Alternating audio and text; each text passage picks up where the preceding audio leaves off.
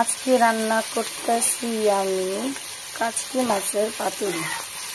কাচকি মাছ, বেগুন, তারপর রসুন, পেঁয়াজ, কাঁচা লঙ্কা সব একসাথে সরষের তেল, নুন, হলুদ দিয়া মাইখা সাথে লাল লঙ্কার গুঁড়ো দিয়া বানাইতেছি ঝাল ঝাল করে।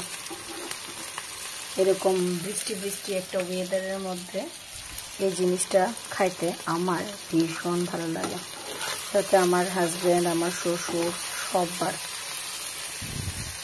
শাশুড়ি মা খায় না, কারণ শাশুড়ি মা প্রচণ্ড হেলথ কনসিয়াস, তার লেগে শাশুড়ি মা এত সুন্দর রান্না খায় না।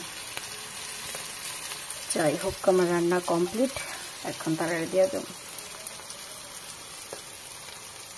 মোটামুটি হয়ে গেছে, এটার মধ্যে দিয়ে দেবো একদম দেশি ধনের পাতা, যেটি বাড়ি ঘরে হয়। এটা কি কয়, বিলাতি ধনিয়া পাতা হয়তো বা কয়, যদিও আমার রাস্তার মানে বাজার থেকে কিনা।